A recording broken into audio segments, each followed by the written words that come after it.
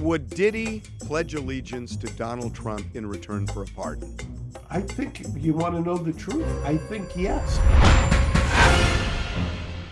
Welcome to the Two Angry Men podcast. Mark, I had your colleague, Mark Agnifilo, Diddy's lead lawyer, on TMZ Live yesterday. And he kind of dropped something really interesting.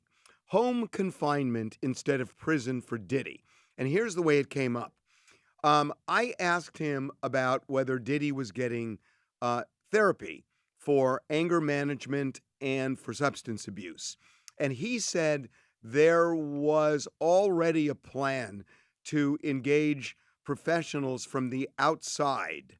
And as soon as I heard him say outside, I was ready. And I asked him, well, wait a minute. Does this mean because on the outside, you're saying you can get better treatment than on the inside? And if you're already looking for people, the way I'm connecting the dots is that you're going to ask for home confinement so he can get therapy to help him rehabilitate himself. And he said, well, yeah, possibly. He's such a good lawyer. I don't think the word possibly is the right answer for this. I think certainly is the right answer. Well, remember in federal court, when you have the sentencing guidelines, and which are no longer, you're no longer constrained, but they're advisory, as you know. If you look at the guidelines on this case, the guidelines are very low and arguably should be very low, given that and the judge was the one who ordered that they kind of survey all past cases to see if they've ever come up with a comparable situation. I don't know that anybody's come up with anything that's comparable. And when I say that, what I mean is where you have been convicted of a Mann Act violation, you're sitting in custody, and the facts around it are that a male was transported across state lines to have a sex act, but not with you. So that's a pretty unique situation. Given that situation, the sentencing guidelines, contrary to what the prosecution was arguing the day of the acquittals, remember they stood up then. Yep. Maureen Comey had said, I think she said 41 to 50 months or 50 to 61 months or something in that range, which I thought was way above where the guidelines are. I think the guidelines here are somewhere in that 20-month range. All of that is a long way of saying, if you go below that, which arguably you should in this case because of the unique facts that I just said, that generally gives you a split sentence. That's what they call a split sentence in federal court. Split sentence would be you do a period of confinement and then a period of home arrest. So you were there, you got it. A split sentence should be, he should be out. He will have done a year at the time of sentencing if the president does not intervene, and that the remainder of that sentence should be done at home under home confinement. Oh my gosh, that is so interesting because what Agnifilo was talking about was supervised confinement. And I thought to myself, I can't remember the exact term, is supervised. But what he was insinuating was that it would be part of a sentence, almost like a halfway house, and that's exactly what you're saying. That correct. Yeah. There's a slight difference between, obviously more than a slight difference, but you have a halfway house, which is generally when you've been sent to prison, and then before you get released, a lot of times there'll be that way station, which is a halfway house, depending on how much time is spent, things of that nature. But in a situation where you've got time in, and he has a considerable amount of time in, if you follow the guidelines or go below the guidelines, then you're looking at a sentence that he'd be released under supervised release, which is what a lot of people would normally understand to be probation, and then on condition of home confinement. I had, for instance, last year, a client who was given home confinement and did not do time in custody, but was given home confinement for a 6-month period of time and was put on the monitor, basically, and had terms and conditions. You can go to church, you can go to medical appointments, things of that nature. That totally makes sense now that I think back to the interview. So what he's saying is Diddy will have put in almost a year behind bars, and More than a year. if he gets 2 years, Agnifilo actually said 2 to 3, but I think it's somewhere between 1.5 and 3. But even if it's funny you say 1.5 and 3. The way I calculate the sentencing guidelines, I think it's between 20 and 27 months if he doesn't get something to go below that. right, so so if he splits the difference, I mean theoretically, Diddy, if the judge buys this supervised release, which clearly now Mark even mentioned supervised release specifically in my interview with him. So that's what he's talking about. So basically saying, essentially give him time served behind bars, send him home. He'll be under home arrest, essentially home confinement for the duration of that, whether it's another 12 or 15 months or whatever. So that's what he's asking for. And that's why they've already assembled this team of professionals to give him therapy, right? Well, the federal criminal defense lawyers who practice or the people who work in the federal system are going to email me and say, you make it clear that there's always going to be supervised release, and that's I'll make that clear. But yes, you could have a team of professionals. You could have. Well, Mark said it. Mark already said. He told me they were assembling a team of professionals. You could cooperate with a plan that the court orders. I mean, there's a laundry list of conditions the court can order. That could be them. Look, you've heard me say this 100 times. I've known Sean for years, well over a decade. I think you can directly correlate the violence in his life to the periods of time when he was struggling with substance abuse. I think there is a direct correlation. I think that he recognized that. I think he said it. I think after the 2016 incident when he hit rock bottom, he got and understood he had a problem. So if you're looking at this holistically, globally, and I know there's always going to be the people who say, no, there's no forgiveness, blah, blah, blah. Understand something. He was acquitted of the mandatory minimum counts. So a judge has to sit there and say to himself, okay, I know what he was convicted of. The whole mandate of being a federal judge is no disparity in sentencing, which is why, in my opinion, I haven't talked to him, obviously, except that one time where he said he was subscribing to Watch You and Me. But where the no disparity in sentences is why His Honor issued an order that said, give me a survey of similarly situated cases. I want to make sure that I don't engage in some kind of disparity, that I don't, I mean, he didn't say this, but I would say, if I was sitting on the bench, I would say, just because the prosecutor gets up here and starts saying 50 to 60 months, or we're going to do considerably more, are they doing that because that's what the guidelines call for, or are they doing that because they're sore losers? Okay, so we need to talk about two other things. We need to talk about how baby oil ended up being the most powerful thing in his defense, and then we need to talk about a possible pardon. But before we do, I just want to call you out on something. You were saying, I know there are people who say that what he did is unforgivable, but the jury acquitted him. Yeah, the jury acquitted him, but you got to understand that the public doesn't have to base its evaluation only on a jury verdict, because the Cassie video wasn't on trial there. And there are people who are looking at that saying, I don't care what a court did or didn't do. I don't care what a prosecutor did or didn't do. What I care about is what Diddy did, and that I saw it with my own eyes, and I heard testimony that seems consistent with it. So I don't think you can dismiss people who have that opinion. It's sort of like you got to live with that opinion, but not dismiss it like, oh, well, the jury found him not guilty on those 3 counts. this case involves more than those 3 counts for the public, and he needs to Well, deal with the public. I agree, but that is for the PR people, that is for crisis managers, that's for a different, that's not the judicial. I know, but I'm just saying you made a And he was, comment where by the way, you he just was kind of not, dismissed it. well, I dismiss it in this sense.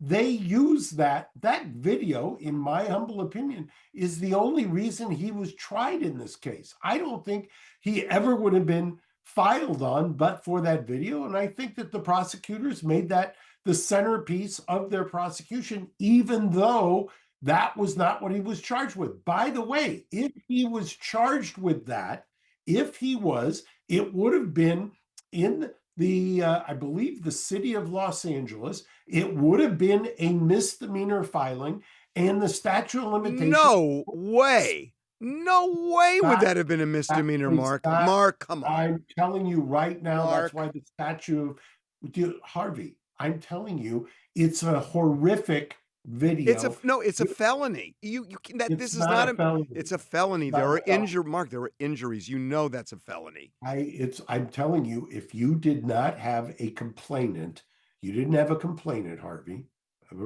Just remember that. You did not have somebody going to the police to make a report. You had no investigation on that. You had an investigation after the fact. But you said if they prosecuted, I'm saying 50%. They wouldn't have prosecuted him. The only way they would have prosecuted, let me just explain it. You can jump all over it. I'm giving you the what the prosecutors would have said.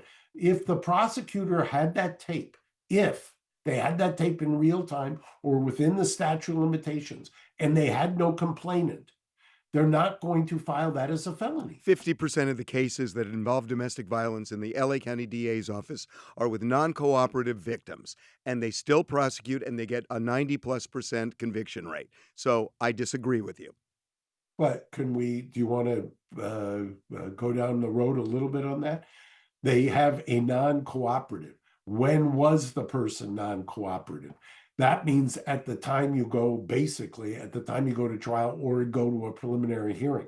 I'm telling you, if you didn't have a complainant in real time, that you would not have a felony complaint. That's my humble opinion. I disagree, but you know what just struck me? What? If Diddy wasn't prosecuted by the feds and the tape came out, he would be in a worse position, way worse than he is now, because the Southern District of New York filed charges, made such a big deal about this, and lost. Diddy can claim victory. If they never filed and the tape came out and it was a standalone, he never could ever resurface, I think. I don't necessarily disagree with that. I think that, look, if this is a perfect example, and I think will be a textbook example looking forward to see how he deals with it. I mean, I think one of the reasons, he was excoriated in some quarters for that apology that he did, the apology tape, which I think you were one of the first, or your outlet was one of the first to put up. After that tape surfaced, he knew in real time that was unforgivable. And I think, to quote Tenny in her opening statement, if that's what he was on trial for, he wouldn't have been on trial because he would have accepted it. That's not what he was on trial for in the strict legal sense. But to my point, and I think your point, that's why he was tried. Yep, I agree with that. So the other thing I talked to Agnifilo about that was just fascinating to me, I went back to 9 months before Diddy was tried, and we did a documentary on Diddy for Tubi, and I interviewed Mark, and Mark said to me when I was asking him about the baby oil, he said, 1,000 bottles of baby oil, I don't know, maybe he went to Costco just to get a supply or something like that. And he made light of it. And he was torn apart by the public and the media when he said that. And I was thinking, God, why did he say that? And now I know that he had a plan all along, and he delivered it in his closing argument. And I talked to him about this, and I said, "Look," and I said, "it turned out the way I see it, that the best thing going for you was the baby oil, which everybody thought was the worst thing." The prosecution made such a big deal about it at their news conference, and the media made such a big deal, including TMZ, that, when it finally came time for the jury to hear the case, Agnifilo could scoff and say, "Wow, the streets are safer now that 70 Homeland Security agents seized baby oil. The streets are safer." And he literally looked at the jury and said, "Ooh." And he said he just did a line early on in the closing argument where he made fun of the baby oil, and the jury laughed. And he said, "As soon as they laughed, I knew I had them." And then he just did like a one-man show about baby oil and Astroglide. And I gotta say that And you know I did what? I didn't see that coming when I did that interview with him months before, but he planned this all along. And by the way, what was the one time in a very serious opening statement that Tenny gave? One time Baby oil. that there was a laugh. What was the one time? Baby oil. Baby oil. And in an offhand remark, Tenny said, and we all know his whatever it was, affliction or passion for baby oil, and got a laugh. And I've often said, if you've got a jury that's laughing, that's not a convicting jury. Yeah, and it's so funny that in a weird way, that was I mean, that's a turning point in the case, that the prosecution made such a big deal of it, and then the jury's thinking, "Okay, and then what? What does that show?" And then to bring in Astroglide, it was Agnifilo's point all along when he kept saying, "This is a bedroom police prosecution." And, I gotta say, he's brilliant, because when I did that interview, I knew he was talking about bedroom police, but I didn't connect all the dots when I was listening to him. And now it's really obvious to me that that was his plan all along. It was just By the way, hammer home what they seized. and by the way, the timing could not have been better because you try this case in New York, you rest um, and do your argument, and then you go into Pride weekend. And I told you this before. I walked for hours to try and get through Pride weekend. Pride weekend on the streets of New York, which is like Mardi Gras on steroids. I mean, is really one of the funnest things you've ever seen or experienced. At least I have. Um, and then you go into jury deliberations on a Monday, and you're talking about, as one of the alternate jurors said, some rather tame sex tapes. And you say to yourself, what are we doing here? Why are we here? It really fits in with this idea of the, as you call it, the bedroom police. I mean, that's something that resonates with Yeah, with Americans. Americans don't want the government in the bedroom. you're right. Um, Talk to me about pardon, because I know, and I don't even think you're going to deny it, that the defense has been in touch with the White House and they have talked about this. I also obviously know, as everybody does, that Donald Trump did an interview where he said, Diddy didn't support me in the last election. He wasn't very nice, so it's kind of unlikely. So he didn't say no, but he certainly didn't say yes, and he seemed inclined not to. He did say, I've watched that interview, and I've watched the previous back in May question. The interview was with Finnerty from Newsmax. Finnerty specifically asked him about it, and him being the president. And the president said, my people have talked to me about it, and I do know Sean, and I've known him for a long time, and we got along, not well, but something happened when I ran for office. That way he was very clear. Finnerty was the one who said, you mean, so it's unlikely? And the president said, well, I suppose, but then returned to it when they asked him about Santos and said again, Santos's people, or Santos has not asked him, but his people, meaning the presidents, have talked to him about it. Let me make my argument, because I got into this kind of spirited discussion with Megyn Kelly. Megyn takes the position he should never do it. I take a different position. I think that they both were prosecuted, both the president and Sean were prosecuted in New York, both initiated under the previous administration. Both, in Sean's case, was Damian Williams, who then went on, who was basically auditioning to be the attorney general for Kamala, and had put on his website when he left the office that he went after Eric Adams and he went after Sean Combs.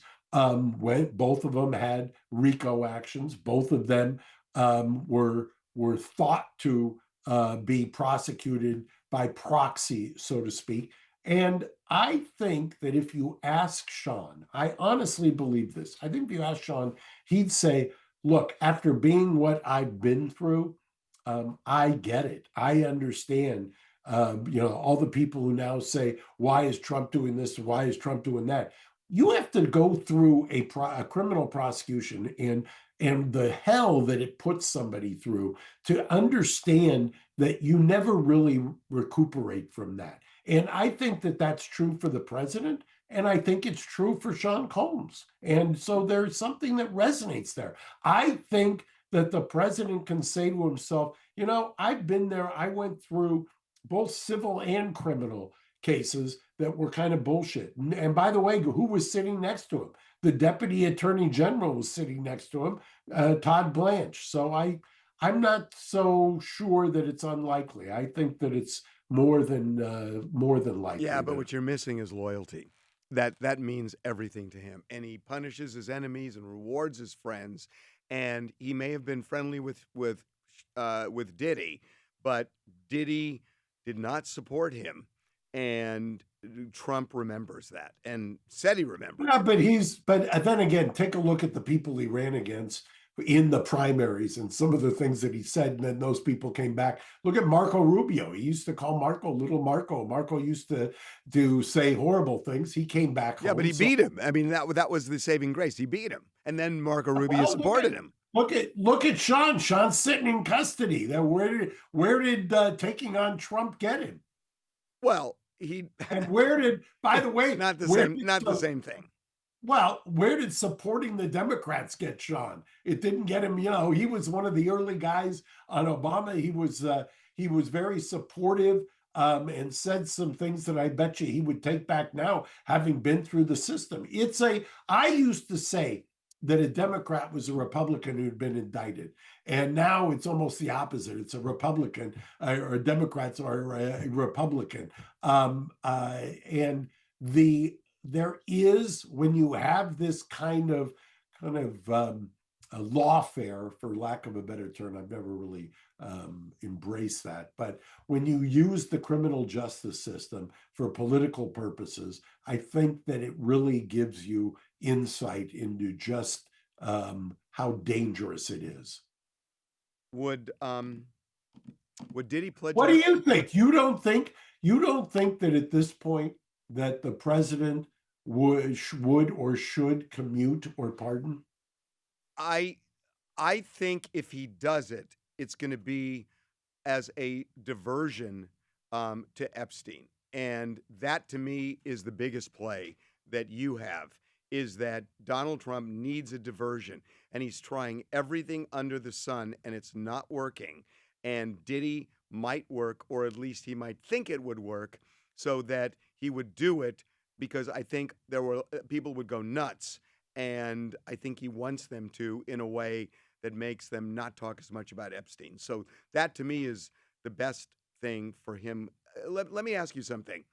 Well, can I push back a little bit there? Yeah. There is an argument that Diddy is an Epstein prosecution by proxy. Once again, Damian Williams, Ghislaine Maxwell, the same prosecutor, Maureen Comey, was Ghislaine Maxwell, and Diddy, and In the civil case, which we've talked about episodes past, there was the declaration to not release the matters pertaining to Epstein, while at the same time prosecuting Diddy and basically kind of look over here, not over here. I mean, there is an argument that but for Epstein, there wouldn't have been a Diddy prosecution. But for the Intercontinental tape, there wouldn't have been a prosecution of Diddy. And but for kind of all this brouhaha and what was going on in the Southern District, that he wouldn't even be in custody right now. And, by the way, if Donald Trump had not won the election, imagine where he'd be right now. Oh, that's true. That's absolutely true. Be honest with me on this. Okay, what? Only if you're honest when I ask you the question in back. Okay. Would Diddy pledge allegiance to Donald Trump in return for a pardon? I think you want to know the truth. I think yes. And do you know why? I don't know that it would be like a fealty oath or anything else. I think, having done this for 40 some odd years, what happens to people when they go through a criminal case. I've watched it. I can't remember the last time that a client didn't say to me after a criminal case, "How do you do this for a living? How do you go through this?" I remember clients saying they've made a caricature of me. The prosecutors have. There's something about that fraternity of people who have been accused and have gone through the process that gives you an affinity. And it would not surprise me to hear Sean say, "I now get it. I understand it, and I was wrong then, and I'm." I don't know that I would say he's pledging loyalty, but I think he would probably say, "I now get what he went through." Um, I know the defense has gone and talked to the White House. If I were to jump to a Didn't conclusion, Agnifilo deny that yesterday? I When know, you talked to I him? know it's happened, right? I mean, you and I know it's happened. So, Well, I would say the president said, I'd be precise. The president said his people have talked to him. So and I'm, and by the way, I just so that people understand, back in May, I think it was Fox who asked in the Oval Office, "What about Diddy?" And the president said, "I knew him. He hasn't asked me, and blah, blah, blah," but he was thinking about it. You have to be under a rock not to have thought no, about I it. understand, but there was communication, and I know this, and you know this too. Um, and maybe you won't answer this, but would I be jumping to conclusions to think that there wasn't a discussion about how Diddy would speak of the president in return for a pardon? Well, I don't know that there's ever been that discussion. I can't go that far, but I Oh, would tell you really? not. I would, but it would not For surprise. those of you listening, Mark just smiled. Yes, I did. I smiled because I think people are somewhat naive about what happens when you're sitting in custody, having been tried, rolling the dice, winning, but still in custody. I just think there's a naive aspect to the idea that you wouldn't understand or have an affinity for somebody else who's been through the system. The system chews you up. Famously, the original Ray Donovan, Department of Labor, had said after he was acquitted on the courthouse steps, "Where do I get my reputation back?" Do I take that as I wouldn't be jumping to a conclusion?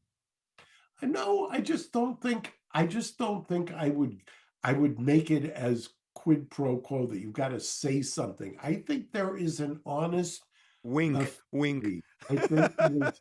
I think there's an honest affinity for anybody who goes through the process with anybody else who's gone through it. Ask anybody famously who's been through the process whether or not they have a empathy for somebody else who's been accused. It's a horrible thing to be accused. No doubt. But But then again, the question is, how much empathy does Donald Trump have for people who didn't necessarily support him, unless they say that they found religion and will if they get something in return? He seems to me to be fairly forgiving.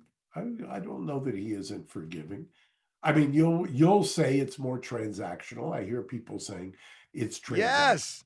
I just think, look, the president said in that Finnerty interview, he said he doesn't want what was said to cloud his judgment. He said it. I didn't say it. Finnerty didn't say it. He said it. He wants to do what's fair. He also said he was found, what did he say? Half innocent. I think, frankly, it was 60% acquittal, 3 out of 5. So he's obviously talked to his people. He obviously sees that it's unfair. Anytime you have a verdict like this where somebody rolled the dice and was, they were trying to take away his net worth. I hadn't even talked about that. They tried to take away in the Todd Blanche case. You're trying to take away his net worth there as well. I get it. I mean, sometimes I talk to you and you're such a lawyer. I can read through the whole thing. I can read through this whole thing. I want to take credit for something. What? And here's the question. When we first started doing this podcast, were you an active lawyer? You're right around it. No, you were not. You only activated your license after we started doing this. Yeah, I don't remember the timing, but maybe. I do. So I what? remember But so what? I'm just gonna say you can say you're a lawyer. You're now active. I was a lawyer. When I was an inactive member. You used to be. You were inactive. Now you're active. Dude, you're a lawyer if you're a lawyer. Whether you're an active or inactive, you're a lawyer. Come on, give me a break. I always think you gotta. Oh my God. Are you serious? Yes, so this is what you're resorting to not to answer my question. What was that? By the way, what was that TMZ clip that you used to play all the time about you being a lawyer? I am a lawyer. Okay. Well, now you're active. Now you're licensed. No, I was a lawyer before, Mark. Give me a break. When was the last time you had a case? It doesn't matter. I did have cases, but I know you did. But how long ago? Do you think how long ago? A long time ago? But when you were on? I got out. I know when you were on channel, you bailed. You were early money. When you were on Channel 2, were you active and were you practicing? I was partly active, and then I thought, why am I still active? And at a point, I just said, this is ridiculous if I'm not practicing. So I went inactive. How long did you practice? And I saved some money. I taught law school for 6 years, and I practiced for a couple. And what was the most serious case you ever tried? Well, the funnest case I ever tried was, God, I was, it's funny. I don't know. I don't want to go down memory lane too much, but I worked at a law firm in downtown LA. And I had taught law school right out of law school. I went down to Florida and taught at University of Miami and for a year, and I loved it. And when I went to practice, I didn't like it as much. And I went to one of the partners and I said, look, I know the way this works here, and that if you are on the path to partnership, you basically have to do research for 5 years, and you never see a courtroom. I'm not going to be here for 5 years. And I said, I'm just going to be honest with you.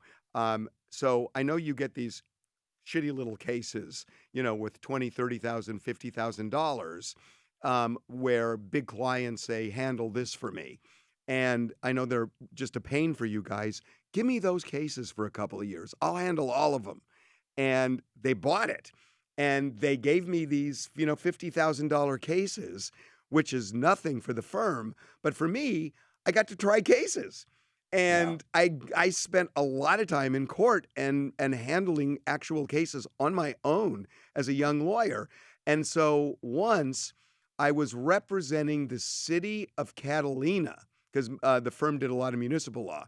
And we were suing, along with 19 other plaintiffs, the SS Catalina, because they owed everybody money and they were going under. And I think they filed for bankruptcy and everybody was trying to get money. And so this is my first taste of the media where where the media got interested just because the SS Catalina was a big landmark. And there were these 19 old guys and me. And I said, guys, I'll handle the media on this one. And I used to go down to the courthouse steps and I would talk to the media, and it was hysterical. It was hysterical. So I thought, I kind of like this. This is fun.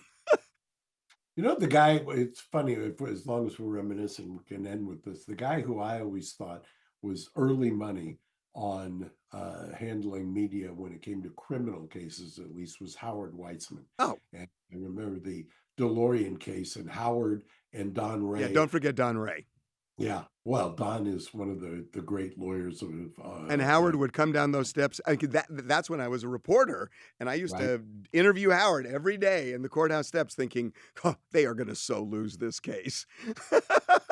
That didn't I mean, happen. that was talk about having On a camera. videotape. It was on camera. You I see think the DeLorean cocaine deal. yeah, this is better than gold or something It along was those lines. exactly that. And they're looking at cocaine, and there's an FBI agent, and DeLorean wins. That was just unbelievable. Yeah, Unbelievable. and then Howard, after that case, went back to, I think, Michigan and tried yet another case and got him acquitted back there. Yeah. I mean, it was back to back with that case, got no attention, but back to back. Okay, we're showing our age. Great Howard Weitzman. We're showing our age. Take care of yourself. I'll see you next week. Okay, Yeah. bye-bye. Bye.